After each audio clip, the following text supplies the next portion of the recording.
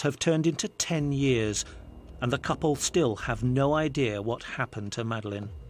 You don't realise how strong you are until you have no option, and I think that's very true.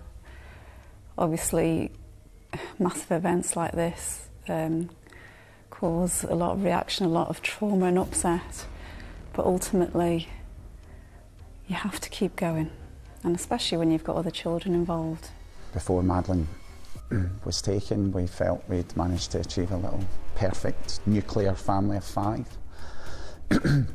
And we had that for a short period, and I suppose it's just almost the same way as if your child becomes ill or seriously ill or has died, and like many other families have suffered, then your vision is...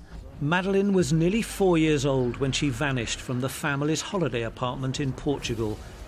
2 Portuguese police investigations have found no proof of her fate. No less than it was almost 10 years ago. I mean, apart from those first 48 hours, nothing actually has changed since then. I mean, I think the difficult thing has always been, how will we find her? You know, because you're relying on the police doing everything they can. Durante menos de una hora el 3 de mayo 2007, un niño estuvo solo en un apartamento de vacaciones en el sur de Portugal. Cuando terminó esa hora, Madeleine ya no estaba. Lo que siguió fueron años de registros, sospechosos y titulares afirmando que la verdad estaba cerca. Hoy, casi 18 años después, el hombre descrito como el principal sospechoso está libre. La investigación sigue abierta. Nadie ha sido procesado. No existe una respuesta definitiva. Este caso suele llamarse casi resuelto. Para entender por qué esa etiqueta oculta más de lo que explica, necesitamos volver a la última noche antes de que comenzara el silencio.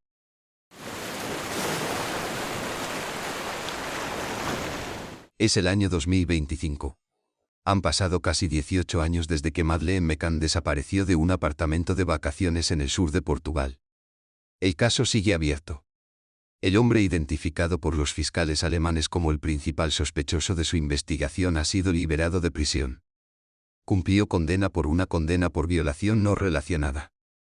No ha sido acusado por la desaparición de Madeleine McCann. No se ha presentado ninguna acusación. Las búsquedas recientes realizadas en la región del Algarve han finalizado. Las autoridades han confirmado que las operaciones tuvieron lugar.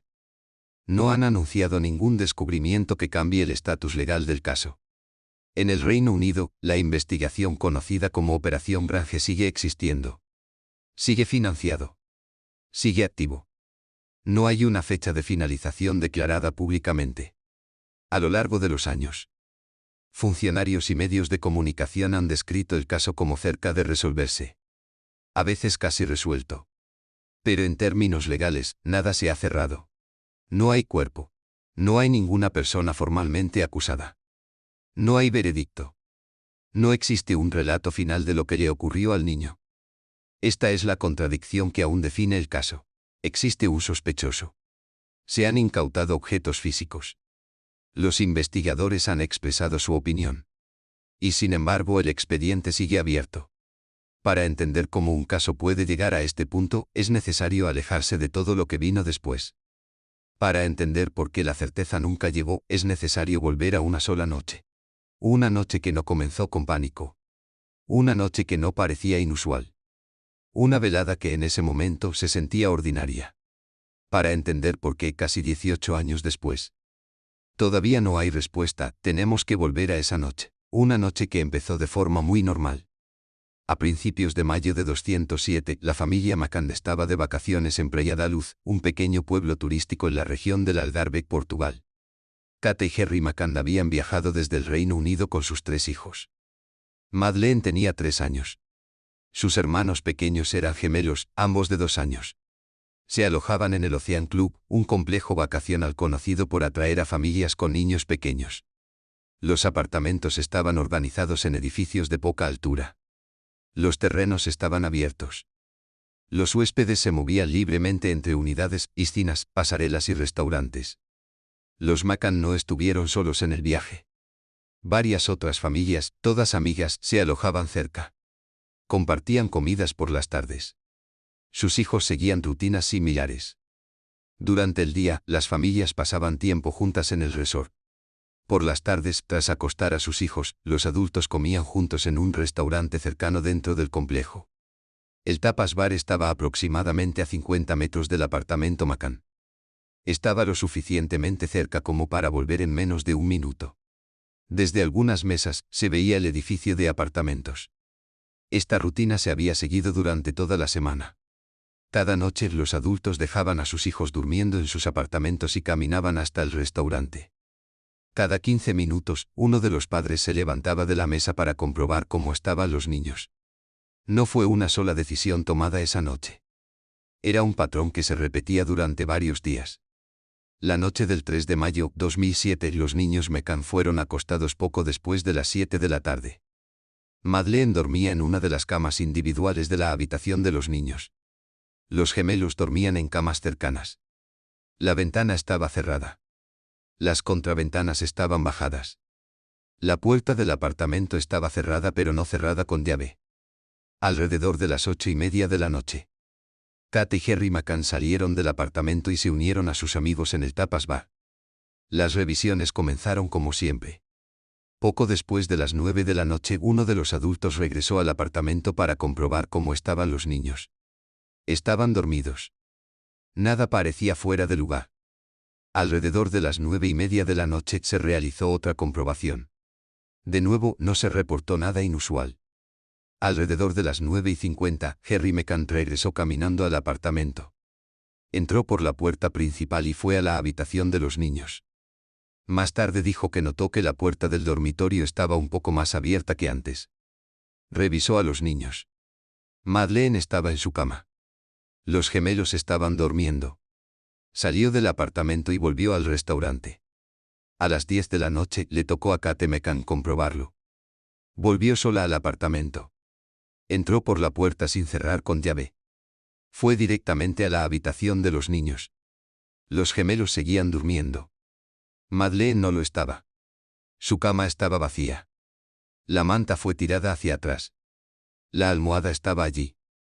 La habitación estaba en silencio. Kate McCann se dio cuenta de que la ventana estaba abierta. La contraventana estaba levantada. Corrió de vuelta hacia el Tapas Bar y gritó que Madeleine había desaparecido. La gente se levantó de sus mesas. Las sillas se movieron. Las conversaciones cesaron. Varios adultos corrieron hacia el apartamento. Las búsquedas comenzaron de inmediato, pero sin estructura. Amigos revisaron los caminos cercanos. El personal del resort fue alertado. Se contactó con seguridad. La policía portuguesa fue notificada poco después. En ese momento no hubo confirmación de que se hubiera cometido un delito. No había señales de entrada forzada. No hay cristales rotos. No hay hucha visible. Ningún vecino reportó haber oído gritos. La suposición inicial, según relatos posteriores, era que el niño podría haber salido del apartamento. Esa suposición dio forma a la respuesta más temprana. La policía llegó y comenzó a tomar declaraciones. Se organizó una búsqueda, pero las carreteras no se cerraron de inmediato. Las fronteras no fueron alertadas de inmediato. La noche continuó sin una alerta formal de secuestro. Pasaron las horas. Sé que esta historia no termina aquí. Pero en ese momento, dentro de ese apartamento, nadie lo sabía. No sabían cuánto duraría la noche. No sabían que la primera hora importaba más que cualquier cosa que vendría después. Solo sabían que faltaba una niña y que tenían que encontrarla. A medida que la noche se convertía en mañana, la búsqueda se amplió. La magnitud de la situación creció. Siguió la atención mediática. El caso se trasladó más allá de Praia Luz y se adentró en el mundo. Pero todo lo que vino después se remonta a una ventana de tiempo estrecha. Menos de una hora. Entre la última comprobación confirmada y el momento en que Kate McCann regresó al apartamento. En ese corto lapso algo ocurrió. Algo que nunca se ha explicado del todo. 18 años después, el caso sigue abierto. Y la pregunta en el centro nunca ha cambiado. En ese breve periodo de tiempo cuando nadie miraba, ¿qué pasó?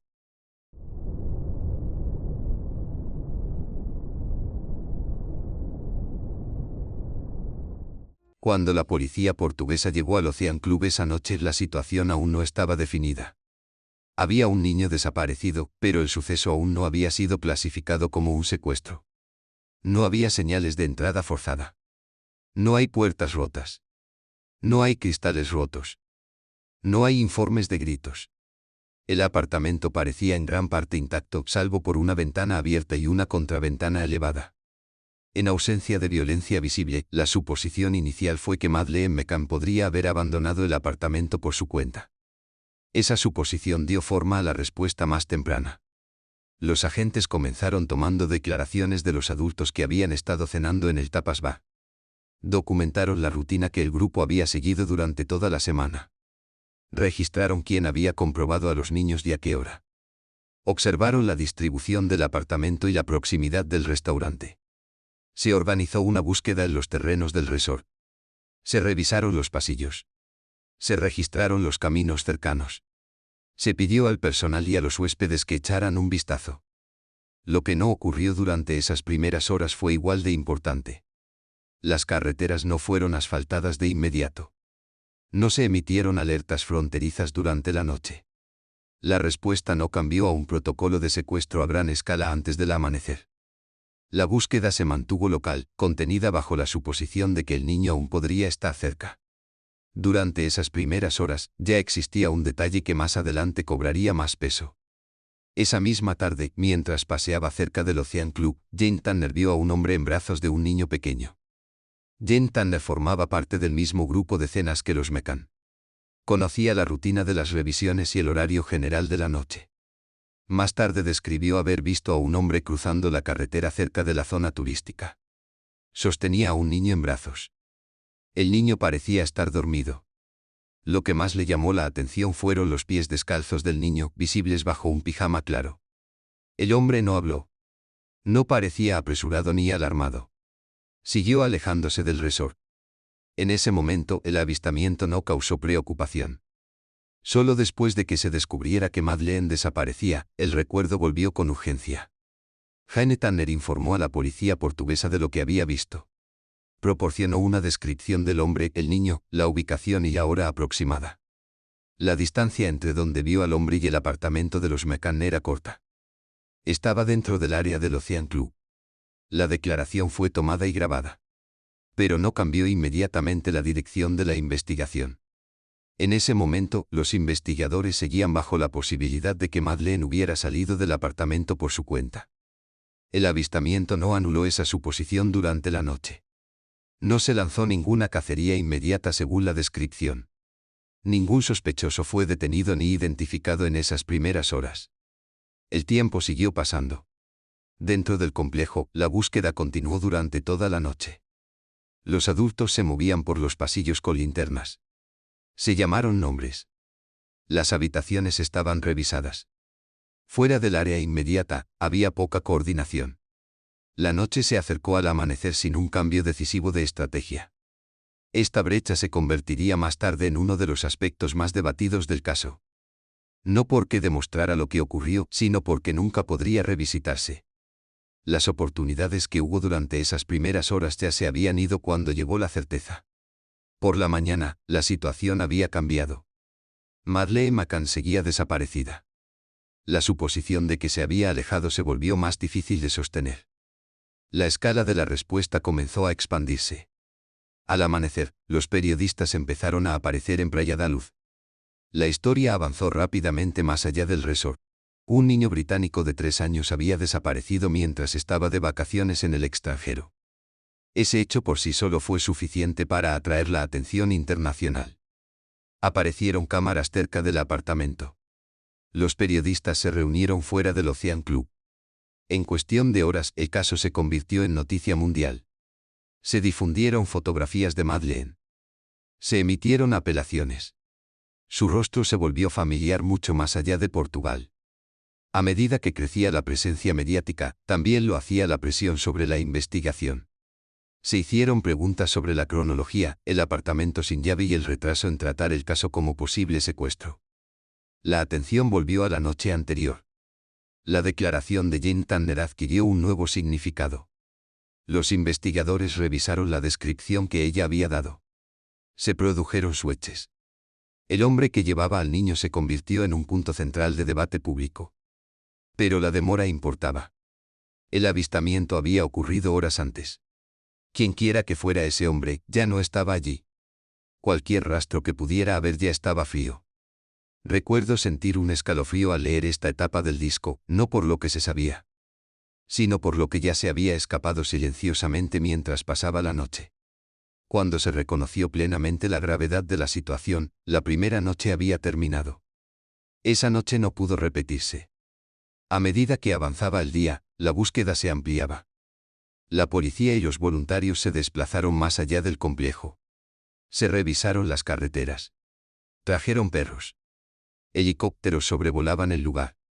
Sin embargo, cada decisión tomada después del amanecer estaba moldeada por lo que no había ocurrido antes.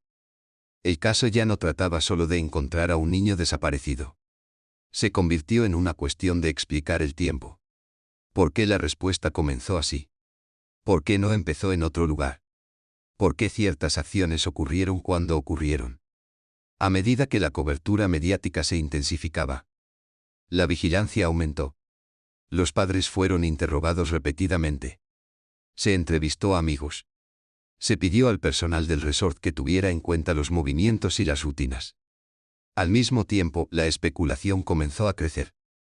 Algunos cuestionaron la precisión de la observación. Otros se preguntaban por qué no se había actuado de inmediato. Otros más se centraron en las decisiones tomadas por los adultos esa noche. Ninguna de esas preguntas tenía respuesta todavía. Lo que quedó claro fue esto. Entre el momento en que Madeleine fue vista por última vez en su cama y el momento en que el mundo supo su nombre, habían pasado horas cruciales. Esas horas estuvieron llenas de búsqueda, incertidumbre y suposiciones que luego serían examinadas una y otra vez. Ningún testigo se presentó para decir que vio a Madeleine salir sola del apartamento.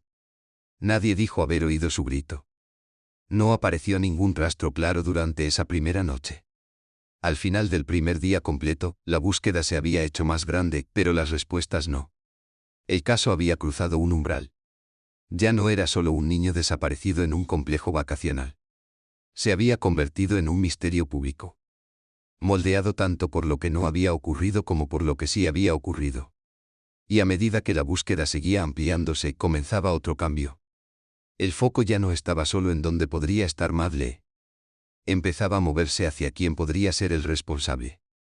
Una vez que comenzara ese cambio, cambiaría la dirección de todo lo que viniera después.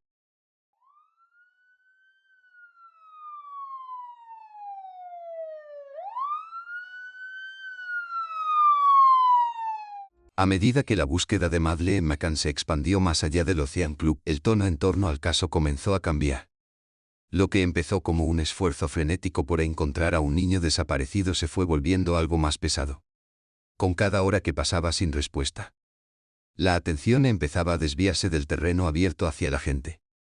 No porque la evidencia lo requiera, sino porque la incertidumbre siempre busca una dirección. En los días posteriores a la desaparición de Madeleine, Praia da Luz se llenó de forasteros. Llegaron periodistas de toda Europa. Los equipos de televisión se colocaron cerca del apartamento. Los periodistas siguieron a la familia McCann mientras se desplazaban entre las ruedas de prensa policiales y las llamaciones públicas. El resort, antes tranquilo, se llenó de cámaras y preguntas. La información era escasa y el silencio creaba espacio para la especulación. La policía portuguesa continuó su investigación, pero sus métodos fueron limitados. Por ley, no compartieron detalles de un caso en curso. Esto dejó un vacío. En ese vacío entraron rumores, suposiciones e interpretaciones. Cada pequeño detalle se examinaba una y otra vez. Cada decisión tomada esa noche se debatió públicamente. A medida que los días se convirtieron en semanas, la concentración se fue estrechando. La búsqueda de Madeleine no había dado resultados. La ausencia de un rastro claro llevó a los investigadores y al público a observar más detenidamente a quienes estaban más cerca del lugar. Fue en ese momento cuando un vecino empezó a llamar la atención. Un hombre británico que vivía cerca del Ocean Club fue interrogado por la policía. Hablaba portugués. Conocía bien la zona. Había estado presente en el resort después de que Madeleine desapareciera. Ofreció ayuda a periodistas colaborando con la traducción y el contexto local. Para algunos, este comportamiento parecía cooperativo. Para otros, parecía inusual. Pronto su nombre apareció en los medios de comunicación. Se le describió como alguien con conocimiento local que se había involucrado en la situación que se desarrollaba. Testigos afirmaron haberle visto cerca del complejo de apartamentos después de que se reportara la desaparición de Madeleine.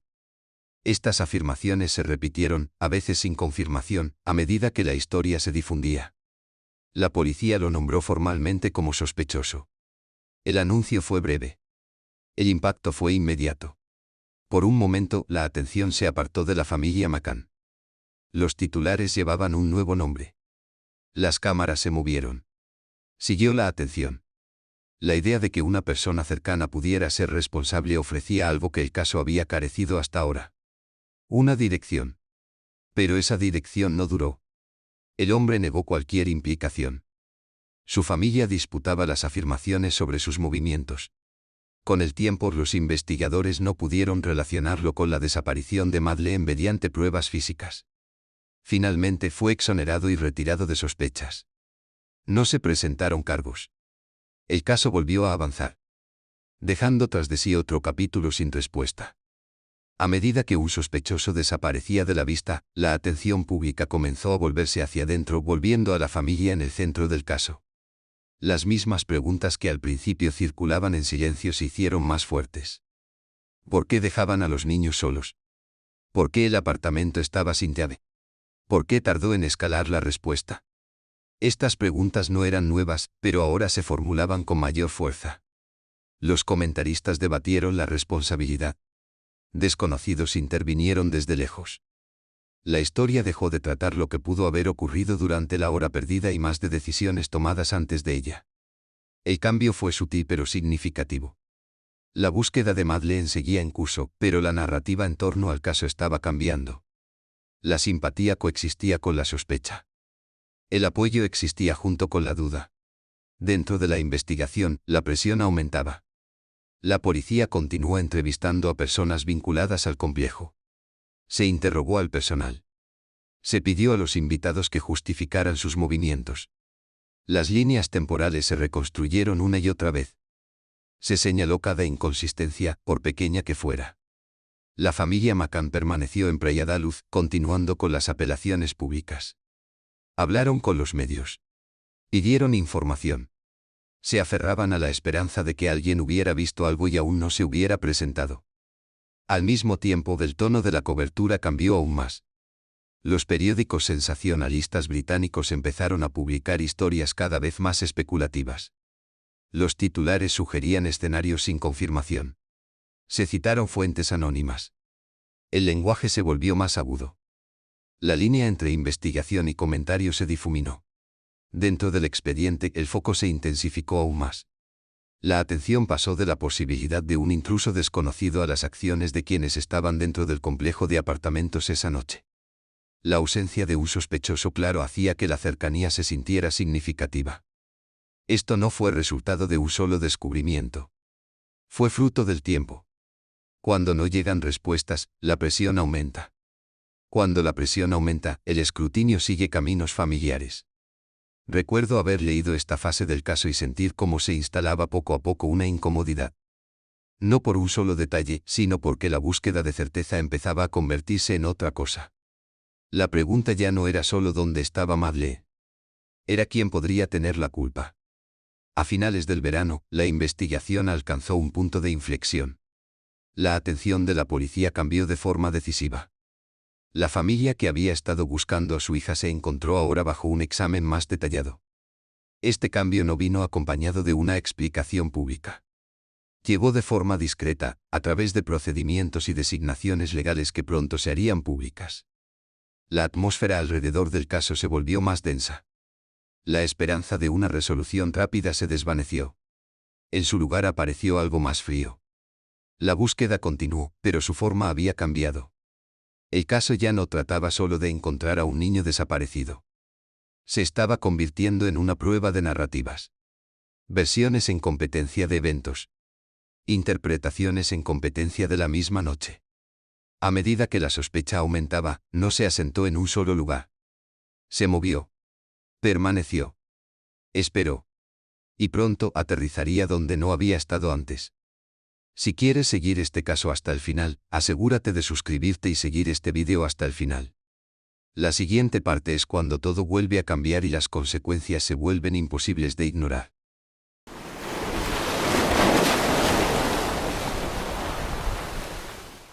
Casi 3 meses después de la desaparición de Madeleine McCann, la investigación dio un giro decisivo. Hasta ese momento, la atención se había desplazado entre posibles avistamientos, residentes locales y teorías sobre un intruso desconocido. Ninguno había producido un resultado. A medida que avanzaba el verano, aumentaba la presión sobre las autoridades portuguesas para demostrar avances. El caso se había hecho internacional y la ausencia de respuestas ya no era tolerable para el público. A finales del verano de 207, perros olfateadores especialmente entrenados fueron traídos a Praiada Luz desde el Reino Unido. Su propósito era buscar rastros de sangre humana y descomposición. Los perros fueron llevados al apartamento de los McCann. También se usaron para examinar un vehículo de alquiler que la familia había empezado a usar semanas después de la desaparición de Madeleine. Las búsquedas generaron alertas. Los perros indicaron la presencia de sangre dentro del apartamento. También avisaron del maletero del coche de alquiler. Estas indicaciones se consideraron significativas. Se recogieron muestras. Se conservaron porciones de material que se cree contenían sangre y fueron enviadas a un laboratorio forense en el Reino Unido para su análisis de ADN. Sin embargo, el proceso de pruebas reveló limitaciones inmediatas. Las muestras recuperadas eran parciales. No contenían suficiente material genético para producir un perfil de ADN completo. Los resultados no pudieron identificar de forma concluyente la fuente de la sangre como Madeleine McCann. Posteriormente, los expertos señalaron que los marcadores genéticos presentes no eran únicos. Un porcentaje significativo de la población no podía excluirse como contribuyentes potenciales. Los hallazgos no establecieron que la sangre perteneciera a Madeleine. Tampoco establecieron cuándo se depositó la sangre. La cronología complicaba aún más la interpretación. El coche de alquiler en cuestión no había sido utilizado por la familia McCann en el momento en que Madeleine desapareció. Fue contratada varias semanas después, cuando la búsqueda ya había comenzado y la atención mediática se intensificó. Esto planteó dudas sobre el valor forense de cualquier material encontrado dentro del vehículo. No se podía descartar cualquier contaminación, transferencia o presencia no relacionada. A pesar de estas incertidumbres, las alertas cambiaron el rumbo de la investigación. En septiembre de 207, Kate y Henry McCann fueron declarados formalmente arguido bajo la ley portuguesa. La designación no significaba que fueran acusados. Significaba que eran sospechosos oficiales. Permitía a los investigadores interrogarlos bajo advertencia y restringir ciertas acciones. Una de las fuentes más persistentes de confusión en el caso Madeleine McCann ha sido el marco legal bajo el que operaba la investigación portuguesa. Muchas acciones que parecían pasivas o secretas para observadores externos no eran discrecionales. Eran estructurales. Según la legislación portuguesa, las investigaciones penales están reguladas por estrictas normas de secreto. Una vez que un caso entra en la fase formal de investigación, la policía tiene prohibido legalmente divulgar detalles al público. Este secretismo está diseñado para proteger la integridad de la investigación, prevenir la contaminación de pruebas y salvaguardar los derechos de las personas que puedan ser acusadas posteriormente. Dentro de este sistema, la designación de arguido tiene un significado jurídico específico. Un arguido no se acusa. El estatus otorga al individuo protecciones legales adicionales, incluyendo el derecho a guardar silencio y el derecho a acceder a un abogado. También impone límites a lo que la policía pueda decir públicamente sobre el caso. Una vez que Kate y Henry McCann fueron declarados arguido, la investigación entró en una fase en la que la transparencia estaba limitada legalmente. Este marco creaba un marcado contraste con el entorno mediático británico. En el Reino Unido, la especulación y el comentario no se limitaban de la misma manera. Mientras los investigadores portugueses guardaban silencio, periódicos y medios llenaban el vacío. La ausencia de información oficial fue interpretada por muchos como evasión o incompetencia, cuando en realidad reflejaba una obligación legal. Las normas de secretismo también afectaron la forma en que se manejaban las pruebas. Los investigadores no pudieron aclarar públicamente el estado de los hallazgos forenses, incluidos los resultados de ADN que fueron parciales o inconclusos. Sin contexto, estos hallazgos a menudo fueron mal interpretados o exagerados en la prensa. Cuando la investigación fue archivada posteriormente, la decisión no significaba que el caso estuviera resuelto o abandonado. Según el procedimiento portugués, archivar un caso indica que no son posibles más pasos de investigación en ese momento, dadas las pruebas disponibles. El caso sigue legalmente abierto y podría reabrirse si surgen nuevas pruebas. Esta estructura legal ayuda a explicar por qué la fase inicial de la investigación de Madeleine McCann parecía opaca e inconsciente. No resuelve cuestiones sobre decisiones investigativas, pero aclara las limitaciones bajo las cuales se tomaron esas decisiones. Comprender este marco es esencial para comprender por qué el caso se desarrolló como lo hizo y por qué la percepción pública se desvió tan bruscamente de la realidad investigativa. Kate McCann fue interrogada durante horas. El interrogatorio se centró en la línea temporal, la rutina y los acontecimientos de la noche en que Madeleine desapareció. Según declaraciones posteriores, los investigadores sugirieron un escenario en el que Madeleine había muerto accidentalmente dentro del apartamento y su desaparición había sido simulada para ocultar ese hecho. Kate McCann se negó a aceptar esta versión de los hechos. Más tarde declaró que la presionaron para firmar un documento reconociendo tal escenario. No firmó. También se interrogó a Harry McCann. Ambos padres negaron cualquier implicación en la desaparición de su hija. La designación de los padres como sospechosos supuso un cambio profundo. La búsqueda de Madeleine continuó, pero el foco de escrutinio se había vuelto hacia adentro. Las personas que pedían ayuda ahora eran interrogadas como posibles autoras. Al mismo tiempo, el proceso legal permitió a la familia McCann abandonar Portugal. Poco después de ser declarados arguido, se les permitió regresar al Reino Unido con sus 2 hijos restantes. La imagen de la familia abandonando Praia da Luz sin Madeleine se difundió rápidamente por los medios. En el Reino Unido, la cobertura se intensificó. Los tabloides británicos publicaron portadas sugiriendo culpabilidad. Se citaron fuentes anónimas. Los titulares implicaban conclusiones que los investigadores no habían alcanzado. Los escenarios se presentaron como casi certezas. A pesar de la falta de cargos, el lenguaje utilizado era a menudo absoluto. La duda se presentó como prueba. La especulación se repitió hasta que se sintió establecida. La familia McCann se convirtió en objeto de atención constante. Los periodistas se reunieron frente a su casa. Los fotógrafos los seguían en público. Sus declaraciones fueron diseccionadas línea por línea. Analizaron sus expresiones. Sus elecciones fueron juzgadas. La investigación continuó, pero se desarrolló bajo una tormenta mediática. La policía portuguesa no publicó pruebas adicionales que respaldaran un caso contra los padres. Los resultados forenses siguieron siendo inconclusos. No se encontró ningún cuerpo. No surgieron testigos que describieran un accidente o un encubrimiento. Y sin embargo la sospecha persistía. Con el paso de los meses, centrarse en los padres no produjo una solución. La teoría sugerida durante el interrogatorio no pudo ser fundamentada. Las pruebas no avanzaron más allá de lo que ya se había revelado. En julio de 208, casi un año después de la desaparición de Madeleine, las autoridades portuguesas retiraron el estatus de arguido a Kate y Harry McCann. La misma decisión se aplicó al sospechoso local anterior. La investigación fue efectivamente archivada. El anuncio fue breve. No hubo disculpas. No hubo explicación para el cambio. El caso fue archivado. Para entonces, el daño ya estaba hecho. Los padres habían pasado meses bajo sospecha. Sus nombres habían estado permanentemente ligados a la especulación. La investigación se había estancado. La primera gran fase del caso había terminado sin respuestas. La búsqueda de Madeleine no tuvo éxito.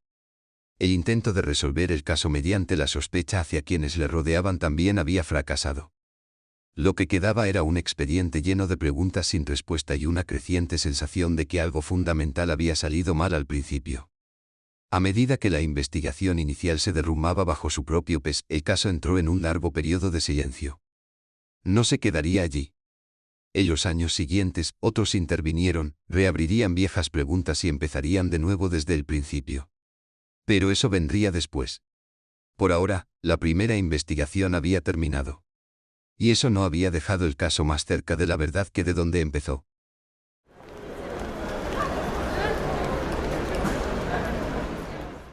En julio de 2008, las autoridades portuguesas cerraron formalmente su investigación sobre la desaparición de Madeleine McCann. Kate y Harry McCann fueron exonerados de sospechosos. El sospechoso local anterior también fue exonerado. La decisión se anunció sin ceremonia. No hubo explicación detallada de lo que se había descartado o qué preguntas quedaban sin respuesta. El caso no se resolvió. Estaba archivado. Lo que siguió no fue resolución, sino ausencia. Durante varios años, no hubo una investigación policial activa. No hay búsqueda coordinada. No hay una reevaluación formal. Madeleine McCann seguía desaparecida, pero la maquinaria de las fuerzas del orden ya no estaba visiblemente activa. El caso existía como un expediente, no como un proceso. Durante este periodo, la responsabilidad de mantener vivo el caso pasó casi por completo a la familia. Los McCann continuaron haciendo llamamientos públicos. Mantenían una página web o celebraban aniversarios. Aparecieron en entrevistas. Repitieron el mismo mensaje. Su hija había desaparecido y aún esperaban respuestas. Tras bambalinas, crecía la preocupación en el Reino Unido sobre cómo se había desarrollado la investigación original. Exfuncionarios de las fuerzas del orden y especialistas en protección infantil comenzaron a revisar el caso utilizando únicamente lo que estaba disponible públicamente. No tenían acceso a pruebas confidenciales. Sin embargo, lo que vieron fue un patrón de retraso, fragmentación y falta de coordinación. Una de las figuras más vocales fue Jim Gamble, un antiguo alto funcionario de la policía británica y exdirector del Centro de Explotación Infantil y Protección en Internet. Gamble cuestionó públicamente si las primeras horas y días tras la desaparición de Madeleine se habían gestionado con suficiente urgencia. Señaló el retraso en el tratamiento del caso como un posible secuestro. Destacó la falta de alertas fronterizas inmediatas. Cuestionó si toda la inteligencia disponible se había utilizado en el momento adecuado. Gamble y otros se centraron repetidamente en un mismo tema. Datos de móviles. En 2007 los registros de teléfonos móviles no se examinaron de forma exhaustiva durante la fase inicial de la investigación. Las solicitudes se retrasaron. Los periodos de retención eran limitados. Cuando los investigadores empezaron a centrarse en los datos telefónicos, algunos registros ya no estaban disponibles. La información potencialmente crítica había caducado. Los datos del teléfono podrían haber mostrado qué dispositivos estaban activos cerca del Ocean Club durante la hora perdida. Podría haber revelado patrones de movimiento. Podría haber reducido el número de jugadores al principio. Esas oportunidades ya habían pasado. Estas preocupaciones no desaparecieron. A 2011, la presión pública y política en el Reino Unido llegó a un punto en el que la inacción ya no era aceptable. La Policía Metropolitana anunció que reabriría el caso. La nueva investigación se llamó Operación Branche. La Operación Branche no se lanzó como continuación de la investigación portuguesa. Desde el principio se presentó como una reseña. Un reinicio. Los detectives británicos tenían la tarea de examinar cada detalle conocido como si el caso fuera nuevo. Reconstruyeron la línea temporal minuto a minuto. Revisaron todas las declaraciones. Compararon relatos dados en 2007 con los dados años después. Buscaban inconsistencias, no para asignar culpas, sino para entender dónde terminaba la certeza y comenzaba la suposición. Desde el principio, la Operación Branche identificó 3 escenarios generales. La primera era que Madeleine había salido del apartamento y había sufrido daño. La segunda era que había sido secuestrada por alguien que deliberadamente atacaba a niños. La tercera fue que un robo o allanamiento había salido mal, lo que resultó en que la secuestraran. Cada escenario permanecía abierto. Ninguno fue desestimado sin pruebas. La revisión puso de manifiesto lo desconectada que había sido la investigación original. La responsabilidad había cambiado entre agencias. La información no siempre se había compartido. Las pistas se perseguían de forma aislada en lugar de como parte de una estrategia unificada. La Operación Branche intentó corregir eso consolidando todos los datos disponibles en un único marco. Los investigadores examinaron a delincuentes conocidos que habían vivido o viajado por el Algarve en ese momento. Revisaron antecedentes penales. Estudiaron patrones de otros casos de secuestro infantil. Reanalizaron datos de viajes, registros de alquiler y declaraciones de testigos. También se enfrentaron a un volumen abrumador de avistamientos reportados. A lo largo de los años, se han presentado miles de informes de todo el mundo. Se reportaron niños parecidos a los Madeleine en España, Francia, Marruecos, Italia y más allá. Cada informe generaba esperanza. Cada una requería investigación. Ninguno de ellos llevó a ninguna parte. La escala global de estos informes ilustró tanto el alcance del caso como su dificultad. La imagen de Madeleine se había hecho familiar para millones. La familiaridad creaba parecido. El parecido creaba pistas falsas. La operación Branche documentó a todos. Uno de los elementos más persistentes del caso fue el avistamiento de un hombre en brazos de un niño la noche en que desapareció Madeleine. Durante años, esta imagen dominó la imaginación pública. Se distribuyeron bocetos. Se emitieron reconstrucciones. La figura se convirtió en símbolo de un posible secuestrador. Los investigadores británicos reexaminaron este avistamiento en detalle. Mapearon los movimientos.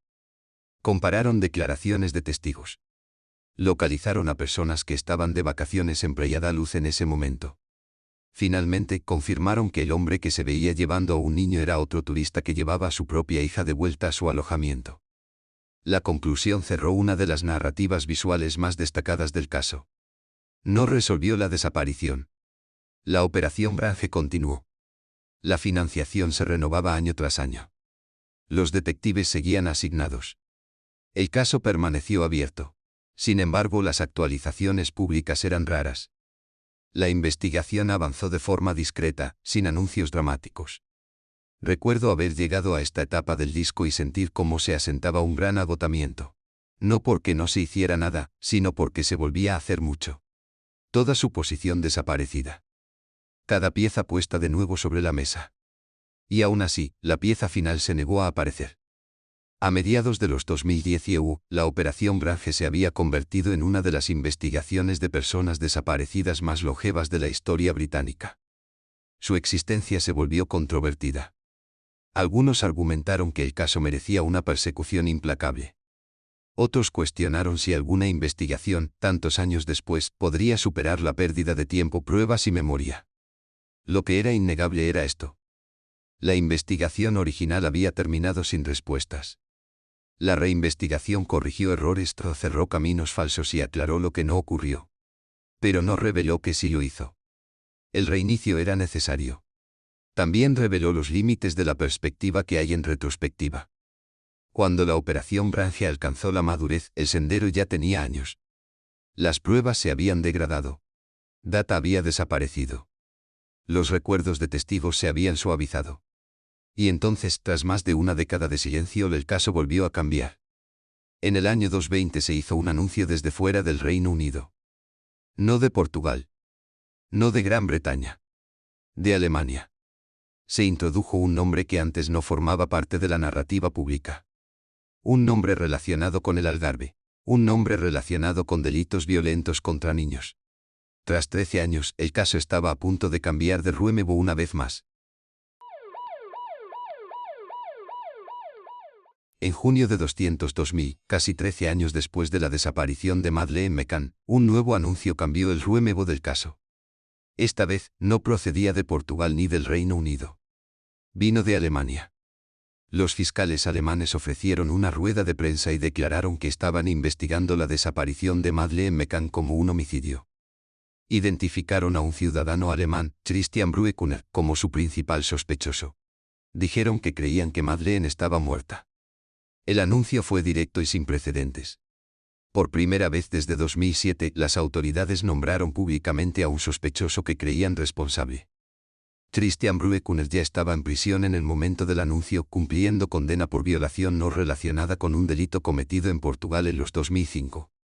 Su historial criminal incluía delitos contra menores, robos y violencia sexual. Había vivido en la región del Algarve durante el periodo en que Madeleine desapareció. Los fiscales alemanes afirmaron que Brueckner poseía un vehículo registrado a su nombre que le situaba en la zona de Playa da Luz en 2007.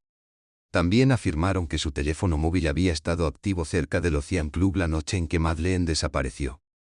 Los datos telefónicos se convirtieron en el centro de la nueva narrativa. Los registros indican que Brueckner recibió una llamada poco antes de la hora estimada en que Madeleine desapareció. La identidad del llamante no fue revelada públicamente. Los fiscales describieron la llamada como significativa. Los investigadores también revelaron que Brueckner había trabajado de forma esporádica como manitas y había cometido robos en resorts vacacionales. Este detalle coincidía con uno de los escenarios previamente examinados por la Operación Branche, que afirmaba que Madeleine podría haber sido capturado durante un allanamiento. En los años posteriores a la desaparición, Brueckner abandonó Portugal y regresó a Alemania. Vendió su vehículo poco después de que Madeleine desapareciera. Los fiscales presentaron esto como parte de un patrón de comportamiento, aunque no presentaron pruebas físicas que lo vincularan directamente con Madeleine. Las órdenes de registro se ejecutaban en Alemania.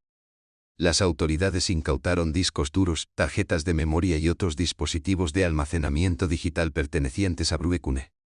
Describieron el descubrimiento de material perturbador, incluidos escritos e imágenes.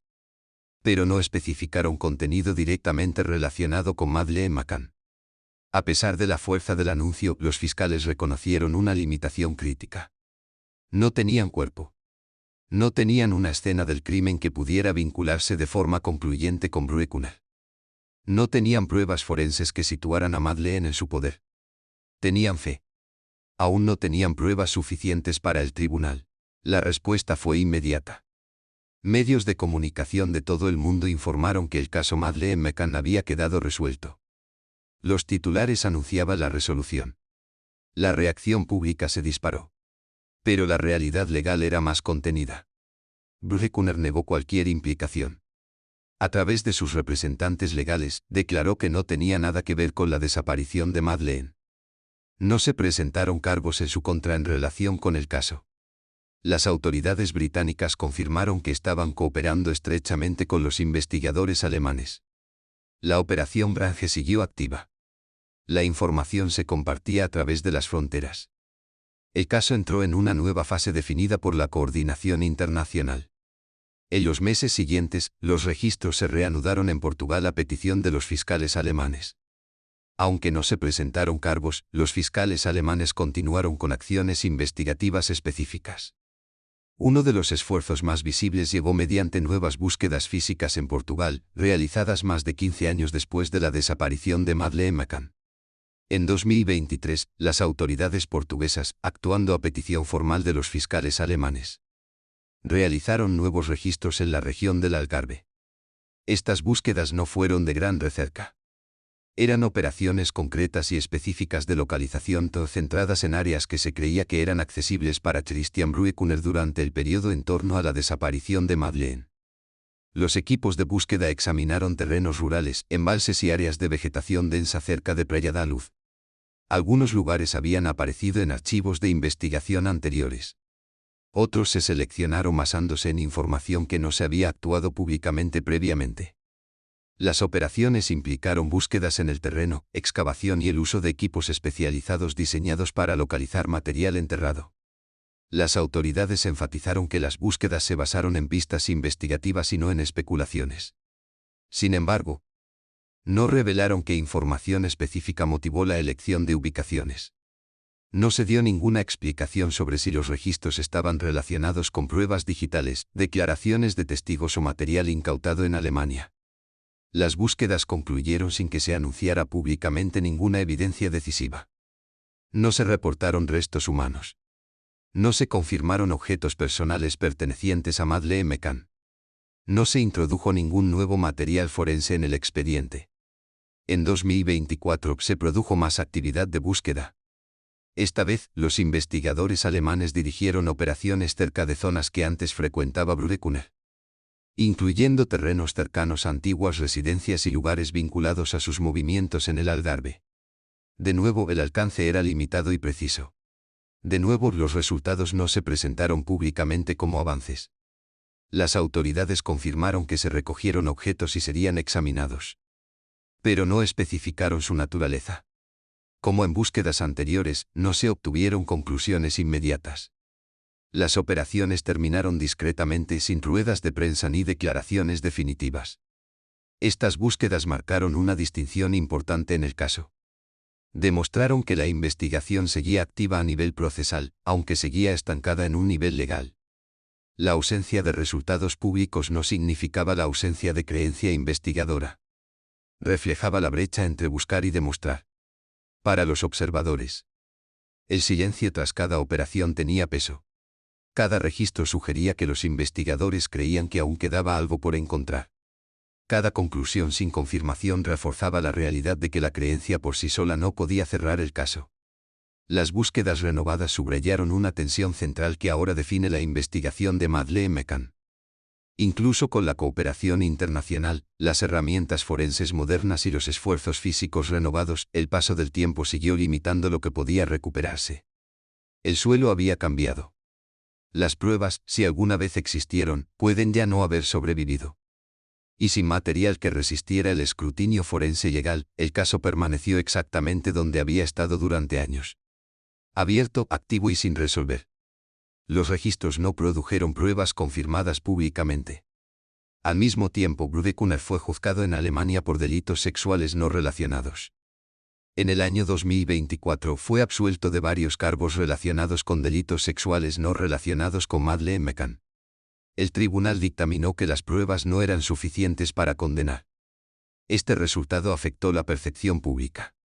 Para algunos, eso planteó dudas sobre la solidez del caso en su contra. Para otros, puso de manifiesto la dificultad de procesar delitos cometidos años atrás sin pruebas físicas. Los fiscales alemanes mantuvieron su posición. Continuaron afirmando que Brudekuner fue responsable de la muerte de Madeleine. También reconocieron que cumplir con el estándar legal requerido para presentar cargos seguía siendo un desafío. Con el paso del tiempo surgió otra realidad. La condena de prisión de Brudekuner fue limitada. En los 2025, tras cumplir su condena por 2005, Brudekuner fue puesto en libertad.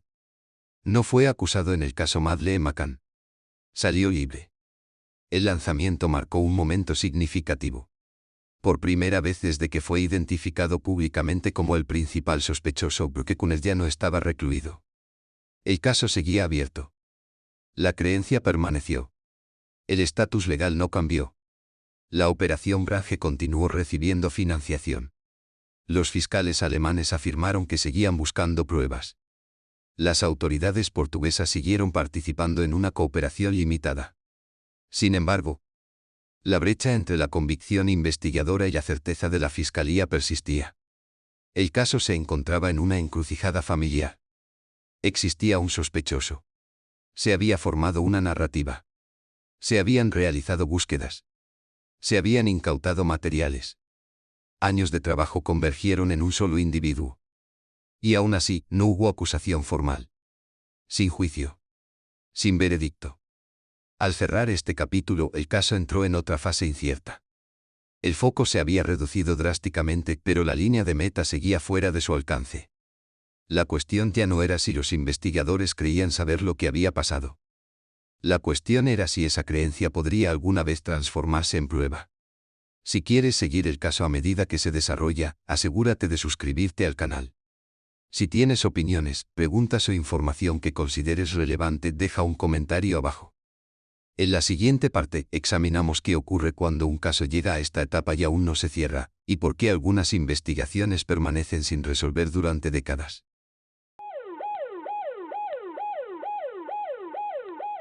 Cuando Christian Brudekuner salió de prisión, la desaparición de Madeleine McCann ya había pasado por más fases de investigación que la mayoría de los casos penales.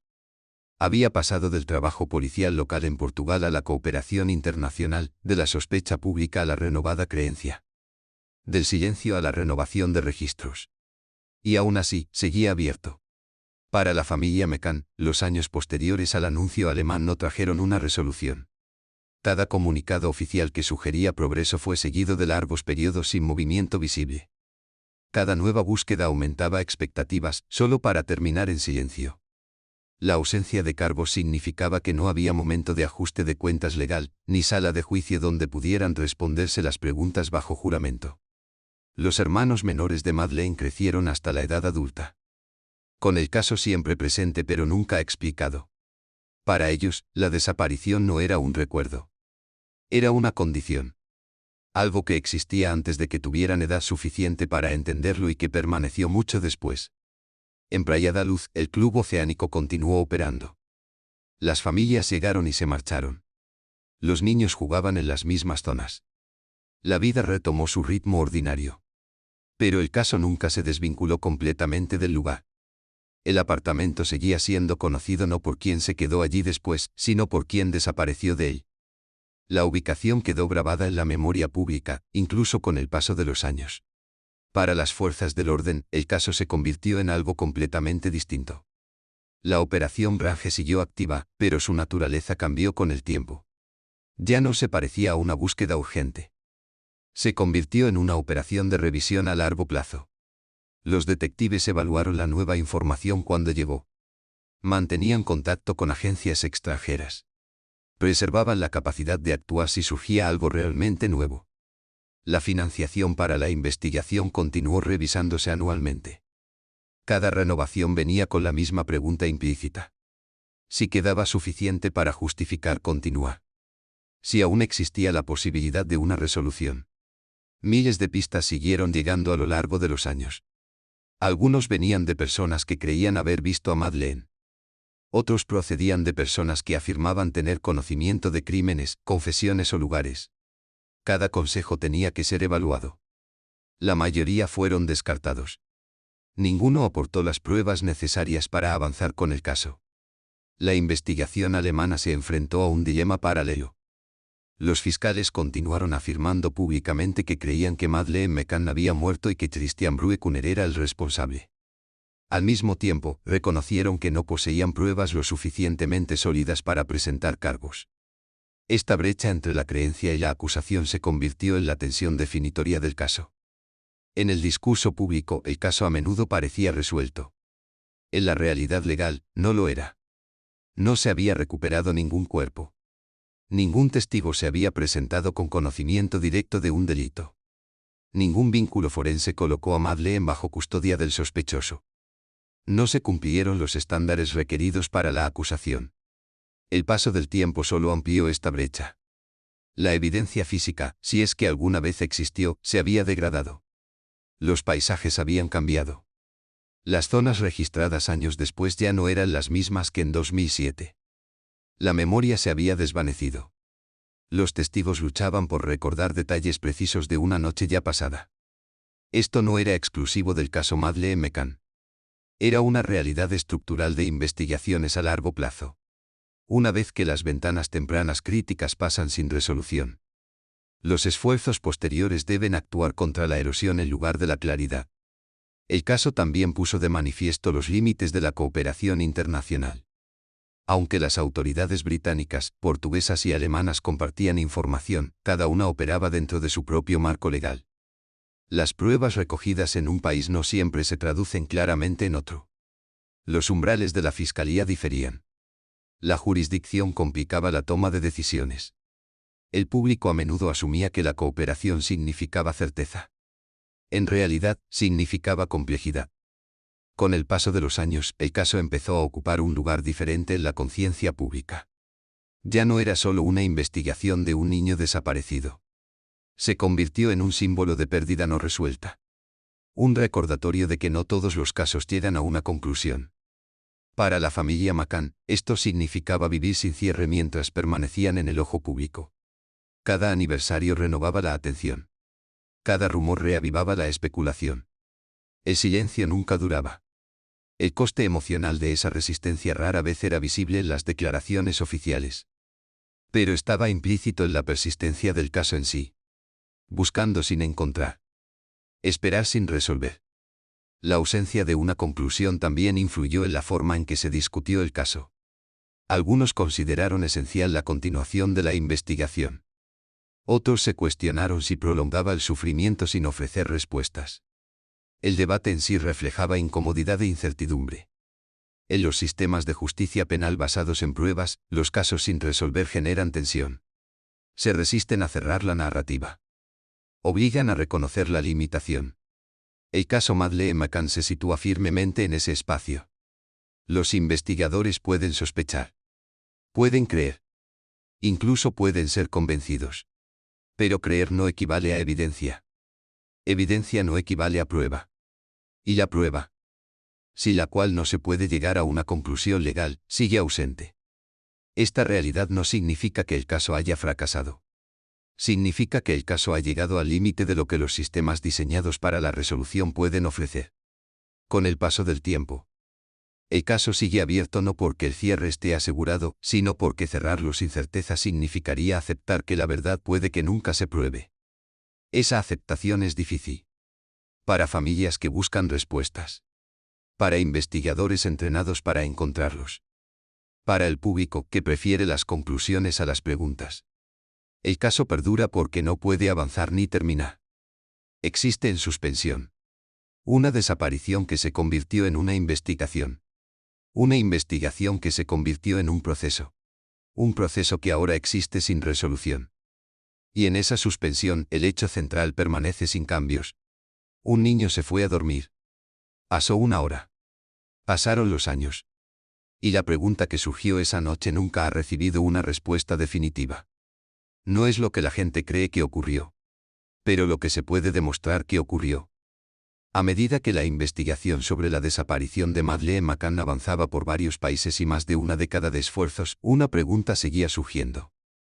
¿Por qué después de tantos años el caso no se ha cerrado formalmente?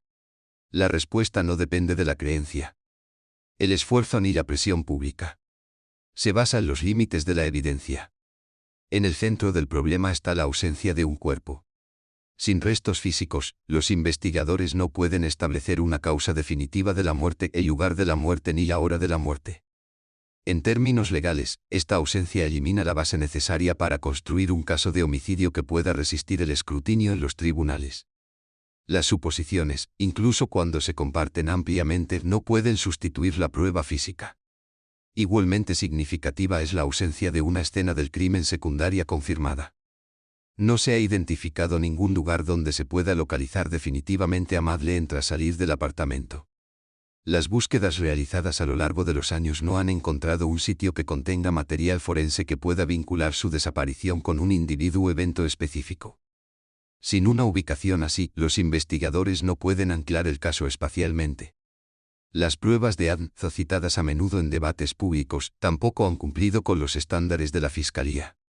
Las muestras recogidas del apartamento y más tarde del vehículo de alquiler eran parciales y degradadas. No produjeron un perfil genético completo.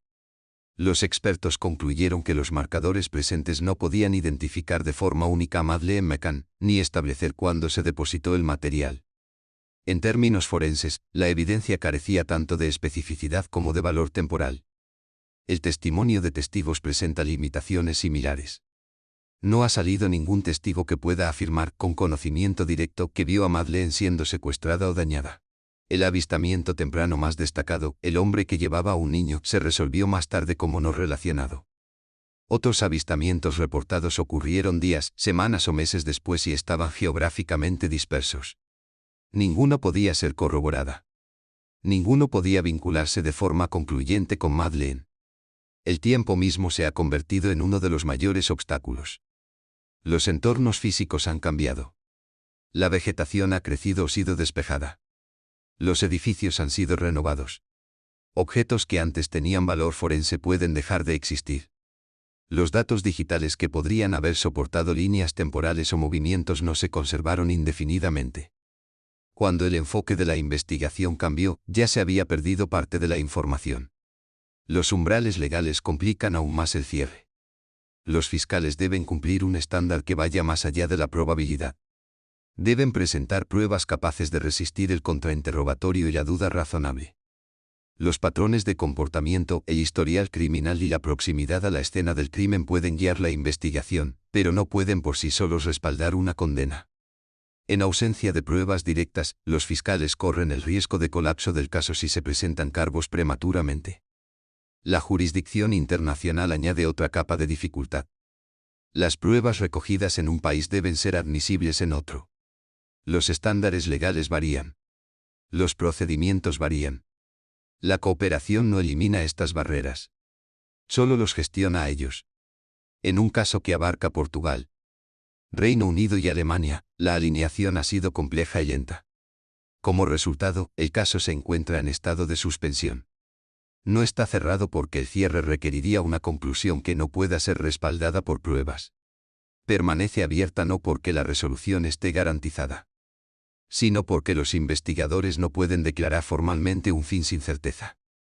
Esta condición no es exclusiva del caso Madeleine McCann. Refleja una realidad más amplia dentro de los sistemas de justicia penal. Algunos casos llegan a un punto en el que la investigación continúa en principio pero no puede avanzar en el fondo. Se conservan en lugar de progresar. La incapacidad para cerrar el caso no indica falta de esfuerzo. Indica los límites de lo que puede demostrarse tras el paso del tiempo sin pruebas tempranas y decisivas. En tales casos, el sistema no ofrece respuestas. Preserva preguntas. Y esas preguntas permanecen, no porque hayan sido ignoradas, sino porque las condiciones necesarias para responderlas ya no existen.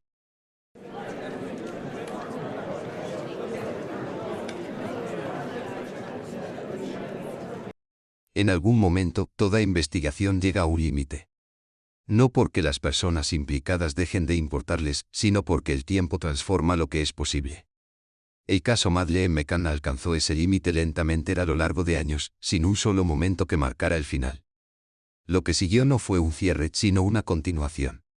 Para la familia McCann, continuar significaba vivir con una ausencia que nunca se asentó en el pasado. Los aniversarios pasaban y venían. La atención mediática aumentó y se desvaneció. Aparecieron declaraciones oficiales y luego desaparecieron de nuevo. A lo largo de todo eso, no hubo transición de buscar a saber. Solo había espera. El nombre de Madeleine se hizo conocido en todo el mundo. Su fotografía apareció en carteles, reportajes de prensa, documentales y documentos judiciales no relacionados con su caso. Se convirtió en una de las niñas desaparecidas más reconocibles de la historia moderna. Pero reconocimiento no equivale a resolución. Para su familia, el caso nunca fue simbólico. Era la vida diaria moldeada en torno a la incertidumbre. Casos como este revelan lo frágil que es realmente la idea de cierre. Los sistemas de justicia están diseñados para resolver cuestiones mediante pruebas y procesos. Cuando esas herramientas no logran ofrecer certeza, el sistema no se adapta fácilmente. Espera. Preserva la posibilidad de acción, incluso cuando la acción se vuelve improbable. El caso Madeleine McCann muestra lo decisivas que son las primeras horas de una desaparición. Las investigaciones dependen de la rapidez. La evidencia depende de la preservación. La memoria depende de la inmediatez. Cuando esos elementos se desvanecen, aunque sea brevemente, las consecuencias pueden ser permanentes. Una vez que la primera noche pasó sin claridad, todos los esfuerzos posteriores tuvieron que luchar contra la erosión. Es tentador buscar un solo momento en el que todo salió mal. Una decisión perdida. Una respuesta tardía. Una suposición errónea. Pero los casos largos rara vez colapsan por un solo error. Se deshacen acumulando. A través de pequeños retrasos que se acumulan. A través de una coordinación que nunca termina de alinearse. Con el tiempo haciendo lo que siempre hace. Este caso también obliga a distinguir claramente entre creencia y demostración. Los investigadores pueden creer que entienden lo que ocurrió. El público también puede creerlo. Pero la creencia no tiene peso en los tribunales. La prueba debe ser comprobada, impugnada y defendida. Sin ella, por muy convincente que sea una narrativa, un caso no puede cerrarse legalmente. Esa distancia puede ser profundamente incómoda. No deja espacio para un final limpio. Se resiste a la estructura que la gente espera de las historias. En los casos no resueltos, la frustración suele llenar el silencio donde deberían estar las respuestas. También hay un coste humano en esa frustración. La especulación puede parecer inofensiva, pero tiene consecuencias. El caso Madeleine McCann demuestra lo rápido que la sospecha puede aferrarse a las personas y lo difícil que es eliminarla una vez que se afianza. Las acusaciones repetidas sin pruebas pueden moldear la percepción pública de forma permanente, incluso cuando las investigaciones avanzan. Desde una perspectiva educativa, las lecciones de este caso son fundamentadas y prácticas. Se refieren a la seguridad infantil. Tratan sobre la supervisión y la evaluación de riesgos. Se preocupan por lo fácil que puede ser la rutina normal para crear puntos ciegos. También se refieren a cómo el público juzga las investigaciones antes de que se establezcan los hechos. Hay otra lección también. Que no todos los casos pueden resolverse, incluso con cooperación internacional, tecnología avanzada y años de esfuerzo. Esta realidad es difícil de aceptar, pero es esencial reconocerla. Esperar certeza en todos los casos genera presión que puede distorsionar el juicio y perjudicar a quienes ya están afectados. Me encuentro volviendo a una incomodidad silenciosa al revisar este caso. No era ira. No la certeza. Solo inquietud. Porque no hay un veredicto que anquie la historia. Ningún momento en el que la responsabilidad se asigne formalmente. No hay un punto final legal que permita sellar el pasado. Solo hay un niño que no regresó. Ese hecho existe independientemente de teorías, sospechosos y creencias. Permanece sin cambios, independientemente de cuántas veces se reabra o reconsidere el caso. Todo lo demás se mueve alrededor de esa ausencia. Para los espectadores que han seguido este caso durante años, la falta de cierre puede resultar agotadora. Para quienes lo encuentren por primera vez, puede resultar desorientador. Ambas reacciones son naturales. Los casos sin resolver resisten la comodidad. Exigen paciencia sin recompensa. Este canal aborda casos como este con moderación por esa razón. No para ofrecer respuestas donde no existen, sino para presentar lo que se sabe claramente, para separar los hechos confirmados de la interpretación y para dejar espacio para la incertidumbre. Si ese enfoque te importa, considera suscribirte para que este trabajo pueda continuar. Si tienes información que consideres relevante o si hay algún detalle que merece más atención, deja un comentario. Las nuevas perspectivas no siempre surgen solo de la evidencia. A veces surgen de preguntas que aún no se han hecho. Si eliges apoyar directamente el canal, ayuda a hacer posibles investigaciones extensas y cuidadosas. Los casos que no se resuelven rápidamente requieren tiempo, recursos y disciplina. Requieren más paciencia que espectáculo. El caso Madeleine McCann puede que nunca llegue a un tribunal. Puede que nunca aporte certezas. Pero mientras siga abierta, merece ser tratada con honestidad en lugar de presión, con cuidado y no con suposiciones. Casi 2 décadas después, el caso sigue existiendo en el mismo lugar donde comenzó. Entre lo que se cree y lo que se puede demostrar. Y la última pregunta sigue sin cambios. No es lo que la gente piensa que pasó. Pero si la verdad podrá llegar a conocerse del todo.